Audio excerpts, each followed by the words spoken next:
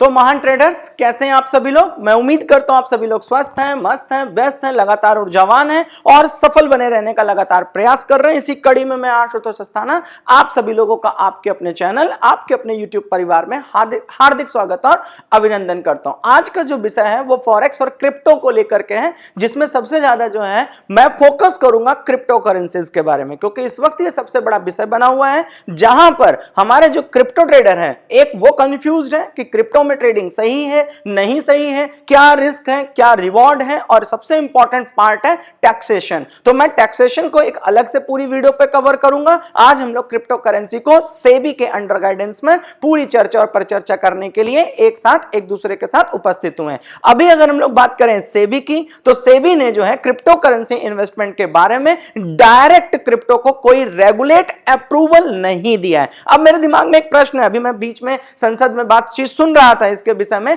अब ये नहीं समझ में आ रहा कि अगर यदि हमने या उन्होंने इस चीज को लेकर के रेगुलेटरीज के अंडर डायरेक्शन में लाया ही नहीं और अगर उसको उन्होंने कुछ माना ही नहीं, तो भाई टैक्सेशन किस बात का आप ले रहे हैं। ये अपने आप में एक क्वेश्चन बना हुआ है, लेकिन अब ये नहीं समझ में आ रहा कि इसका उत्तर हमें कब मिलेगा, कैसे मिलेगा, लेकिन इसकी आवाज धीरे धीरे उठ रही है। तो क्यों? क्योंकि ये बात तो लॉजिक है ना भाई। जिस चीज को यदि अगर आप मानते ही नहीं तो उसमें अगर कोई व्यक्ति कमा रहा है तो उसमें आप टैक्सेशन क्यों ले रहे हो। यदि अगर आप टैक्स अलाउ कर रहे हो तो इसका मतलब कहीं ना कहीं आप उसे कुछ ना कुछ एसेट मान रहे हो। तो इसी मिथ को हम पूरी तरीके से समझेंगे और किस तरीके से गवर्नमेंट का इसमें क्या रुझान है और क्या व्यवस्था है उसके बारे में भी हम पूरी डिटेल्स में चर्चा करेंगे। तो मैंने ऑलरेडी बताया कि सेबी ने इसको अपने साथ रेगुलेटेड में नहीं लिया हुआ है। तो क्रिप्टो करेंसी इन्वेस्टमेंट के बारे में डायरेक्ट क्रिप्टो को रेगुलेट और अप्रूव नहीं किया गया है, बल्कि उसके नियम, उसके जोखिम और इन्वेस्टर प्रोटेक्शन संबंधित चेतावनियों को पोजीशन और साफ कर रखी है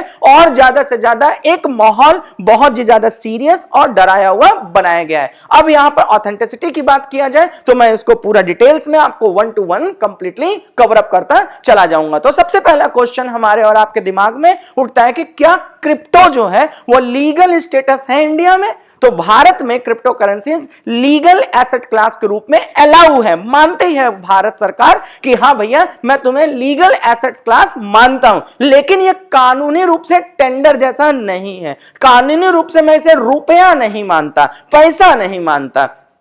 क्रिप्टो ट्रेडिंग करना लीगल मान रहा हूं, लेकिन यह स्ट्रिक्टली रेगुलेटेड नहीं है। जैसे आप शेयर्स को देखते हैं, डेरिवेटिव्स को देखते हैं, फ्यूचर को देखते हैं, ऑप्शंस को देखते हैं, कॉन्ट्रैक्ट को देखते हैं, उस व्यवस्था में यह रेगुलेटेड नहीं है। इंडिया ने क्रिप्टो को virtual digital assets VDA virtual digital assets के तौर पर डिफाइन किया है। तो जाहिर सी बात है, जब इसको इन्होंने एसेट कह दिया और एसेट कह दिया, अब आप इस पे ट्रेड कर रहे हो और ट्रेड करने के बाद अगर अपने रिस्क पर आप कोई काम कर रहे हो और कुछ पैसा कमा लिए, तो फिर सरकार कहती है अच्छा तुम कमा लिए, अब जब तुम कमा लिए तो फिर मुझे पैसा दो। तो 30% 30% फ्लैट टैक्स है, इसमें स्लैब से मैटर नहीं करता। 30% फ्लैट टैक्स दोगे, 1% TDS दोगे, 18% GST दोगे, जो कि प्लेटफॉर्म फीस के रूप में लागू होता है। तो मतलब समझ ही रहे हो टैक्सेशन का, तो अभी आगे मैं पूरा कवर ही करूंगा अलग वीडियो में। अब इसका अगर हम कंक्लूजन निकाल दें तो क्रिप्टो पर सेबी का डायरेक्ट कॉम्प्रिहेंसिव रेगुलेटरी फ्रेमवर्क नहीं काम करता है, पर अगर तुम कमा लिए हो तो टैक्सेशन और अन्य कॉम्प्लायंसेस रूल आपके ऊपर लागू हो जाते हैं। क्लियर हो गया?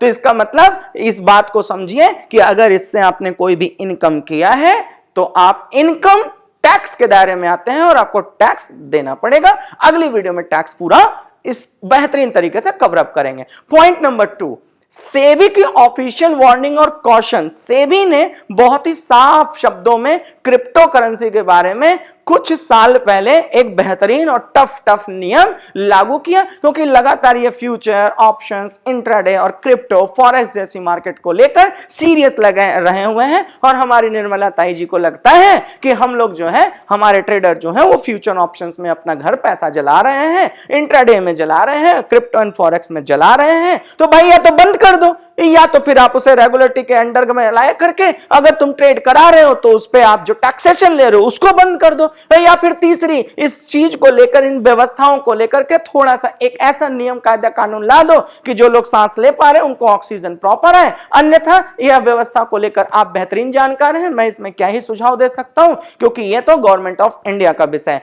अब मुद्दा आता है इन्वेस्टमेंट एडवाइजरी को लेकर के। तो इन्वेस्टमेंट एडवाइजरी को लेकर भी दो विषय, एक डिजिटल गोल्ड जिसकी मैंने प्रीवियस वीडियो आप लोगों को बनाकर डाली दी है, दूसरा क्रिप्टो। इन दोनों के विषय में अगर कोई भी इन्वेस्टमेंट एडवाइजरी इनको किसी भी प्रकार की सलाह दे रहा है तो उनको साफ शब्दों में स्ट्रिक्ट करके रखा है। सेबी ने कहा है कि जितने भी रजिस्टर्ड इन्वेस्टमेंट एडवाइजर हैं, जितने आरआईएस हैं, वो अनरेगुलेटेड प्रोडक्ट्स जैसे क्रिप्टो और डिजिटल गोल्ड पर किसी भी प्रकार की कोई सलाह नहीं दे सकते कि खरीदो, बेचो या होल्ड करो। इसके बारे में कोई भी किसी भी प्रकार से सलाह नहीं दे सकता क्योंकि ये रेगुलेटेड सिक्योरिटीज के अंडर में नहीं आता। इसका मतलब कोई भी सेबी रजिस्टर्ड एडवाइजर जो है ना तो वो क्रिप्टो का इन्वेस्टमेंट एडवाइस दे सकता है और ना वो डिजिटल गोल्ड के बारे में कह सकता है। अब यहां पर तीसरा विषय आता है कि ये जो लेटेस्ट की अगर हम क्वेश्चंस की बात करें तो सेबी ने क्या कहा है, इनडायरेक्टली रिलेटेड है लेकिन आपके लिए जानना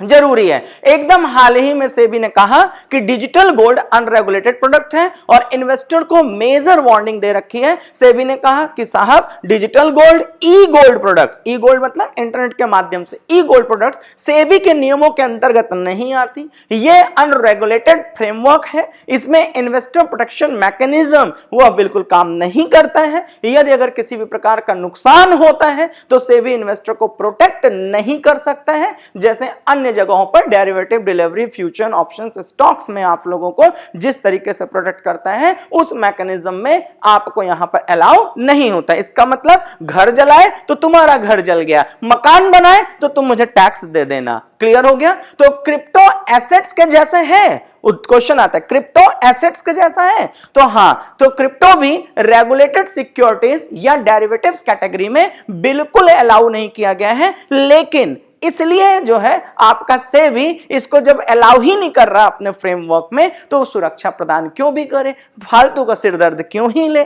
तो इसका मतलब अगला क्वेश्चन आपके दिमाग में उत्पन्न होना चाहिए कि क्यों सेबी सावधान कर रहा है भाई इस मामले में। तो सेबी लंबे समय से कहते कहते थक रहा है, उनके बाद फिर सीतारमण जी आ जाती हैं, वो भी कहते कहते थक रही हैं, फिर उसके बाद आ जाते हैं हमारे ब्रोकर्स, वो भी अपने प्लेटफॉर्म पे कहते कहते थक रहे हैं कि साहब यहां 10 में से 9 लोग अपना घर जला रहे हैं, थोड़ा सा सचेत हो जाओ। ऑनलाइन स्कैम्स में फंस रहे हैं, थोड़ा सचेत हो जाओ।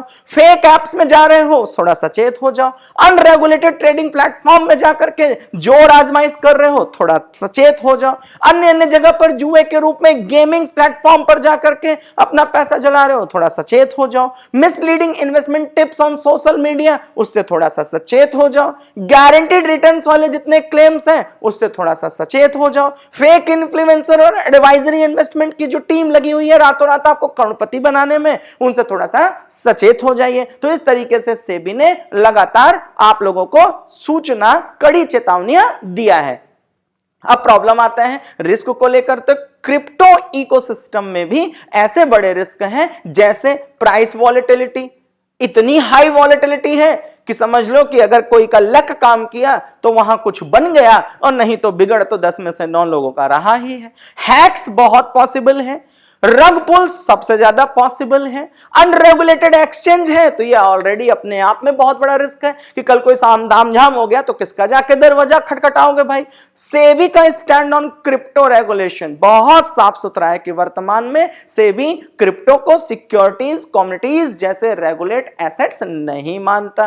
क्रिप्टो पर रेगुलर जितने भी आपके रेगुलेटरीज बॉडी हैं, रेगुलेटर्स हैं, वो फोकस्ड तो हैं लेकिन कंप्लीटली रेगुलेटरी फ्रेमवर्क में वो अभी तक नहीं ला पाए हैं। गवर्नमेंट प्लस टैक्सेशन की जो अथॉरिटीज बॉडी है वो इंप्लीमेंटेशन रूल कर रही है, बट सेबी की ज्यूरिडिक्शन समिति क्रिप्टो पर एकदम साफ सुथरी अभी भी बनी हुई है, जो कि मैंने आप लोगों को ऑलरेडी बता दिया। सेबी और अन्य ऑथराइज्ड बॉडी जैसे आरबीआई, क्रिप्टो के रिस्क से लगातार हाईलाइट करते चले आ रहे हैं, लेकिन रेगुलेशन जो है अभी किसी प्रकार से इन्वॉल्विंग स्टेज में नहीं दिखाई दे रहा। अब फिर आप लोगों के दिमाग में क्वेश्चन आता है कि what SEBI is not doing, that is the most important question. SEBI ने क्रिप्टो को रेगुलेटेड सिक्योरिटी नहीं बनाया, बात ही खत्म। सेबी ने क्रिप्टो को बैन भी नहीं किया, तो कंफ्यूजन लगातार मार्केट में बना रहेगा। सेबी डायरेक्टली क्रिप्टो एक्सचेंज को रेगुलेट नहीं करता, लेकिन तुम्हारा अगर पैसा उसमें बना तो मैं उसमें से जरूर ले लूंगा, यह सेबी कहता है। यह आपकी government of India taxation authorised body कहती है।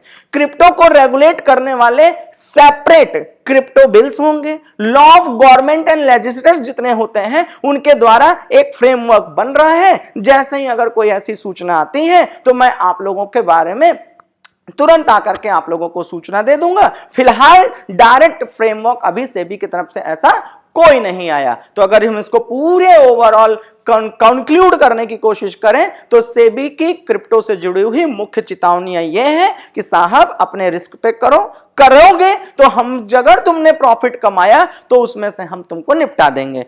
क्रिप्टो ट्रेडिंग लीगल है इंडिया में अंडर टैक्सेशन, तो इसके लिए टैक्सेशन समझना बहुत जरूरी है, ट्रेड समझना जरूरी नहीं है। अगली वीडियो में टैक्सेशन में जरूर बता दूंगा। Crypto assets SEBI regulated securities के अंडर में नहीं आती। सेबी ने इन्वेस्टमेंट एडवाइजर को क्रिप्टो के रिगार्ड्स एडवाइस देने से सख्त रूप में रोक रखा है। सेबी ने अनरेगुलेटेड प्रोडक्ट्स जैसे डिजिटल गोल्ड, सस्पिशियस प्लेटफॉर्म और इन जगहों पर रिस्क को लेकर सारे हाईलाइट साफ सुथरे शब्दों में दिया हुआ है। इन्वेस्टर्स को स्कैम और मिसलीडिंग कंटेंट से बचाने के लिए लगातार मुहिम जारी है। अगर कोई यह कह रहा है कि सेबी ने क्रिप्टो पर बैन या फुल प्रोटेक्शन रूल्स अलाउ कर दिया है और कुछ भी समझाने की कोशिश कर रहा है कि किन किन माध्यम से हम क्रिप्टो में ट्रेड कर सकते हैं और सेफ रहेंगे, तो भाई मैं अभी भी कह रहा हूं कि मां सरस्वती तुमको सद्बुद्धि दे।